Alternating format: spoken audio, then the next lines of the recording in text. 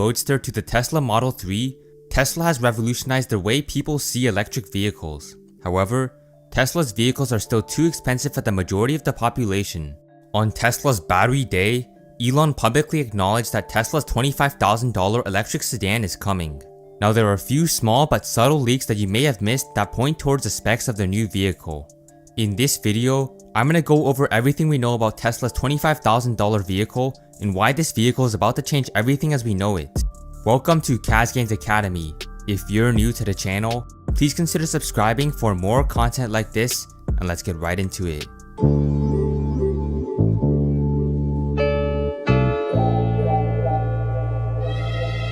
Elon Musk has been hinting at a Chinese compact vehicle for quite some time now, which makes Tesla's announcement of its $25,000 sedan shocking.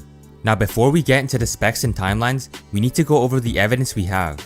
During Tesla's Battery Day, Elon specifically stated that Tesla's first goal is to get an annual battery production capacity in the unit terawatt hours, which to put into reference is equal to thousands of gigawatt hours.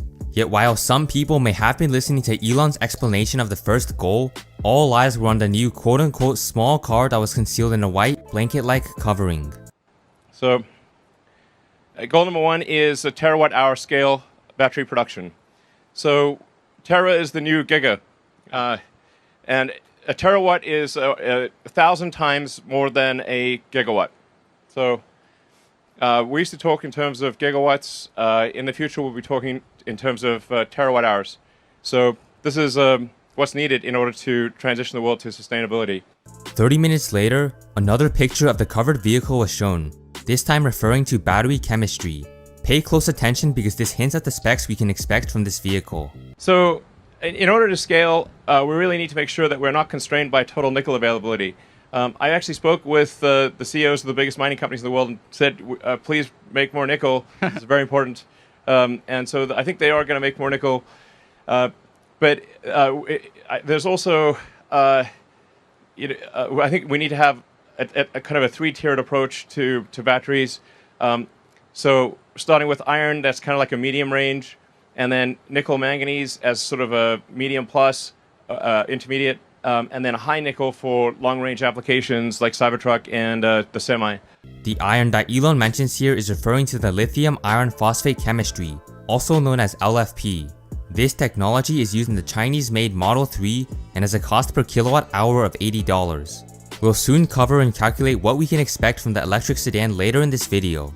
Now, just 20 minutes after this reference to the electric sedan, Elon finally publicly acknowledged the vehicle. What does it mean for what does this mean for our future products? We're confident that long term we can design and manufacture a compelling $25,000 electric vehicle.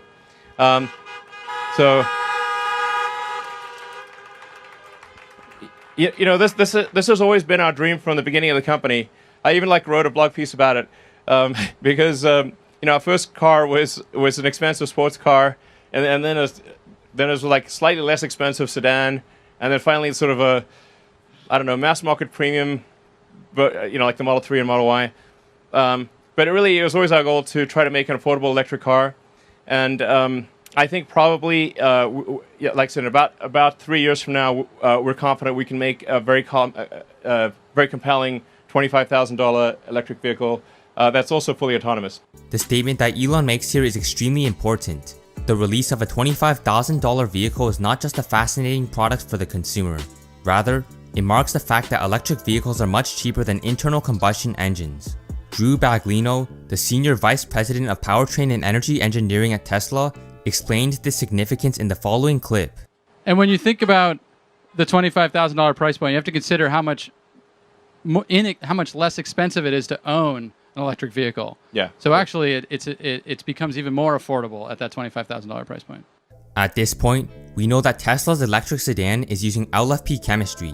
We also know that the vehicle will be manufactured 3 years from now. With the addition of a few key points, we can easily get an accurate guess as to what this vehicle will look like.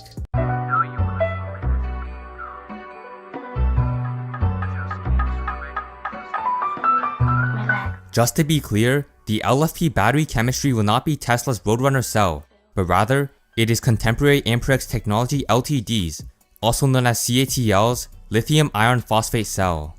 Tesla's Roadrunner cell announced on its battery day has a high amount of nickel that allows for a much higher energy density. This is especially important for vehicles that tow heavy metals, such as the Cybertruck and Semi.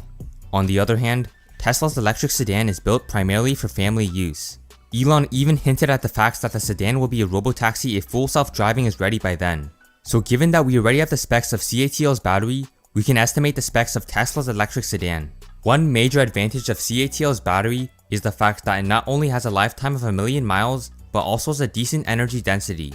When you combine this with Tesla's advanced thermal regulation, this gives Tesla's vehicles a very high driving range. According to Tesla's filing of its Chinese Model 3, the specs actually didn't change after using CATL's batteries. This all comes at a cost of $80 per kilowatt hour according to a Reuters report. Now keep in mind that this isn't Tesla's battery, so we can use other vehicles as a benchmark. More specifically, the XPeng P7 is an EV that has a similar curvature to Tesla's upcoming electric sedan. In addition, the P7 also uses CATL's lithium iron phosphate battery.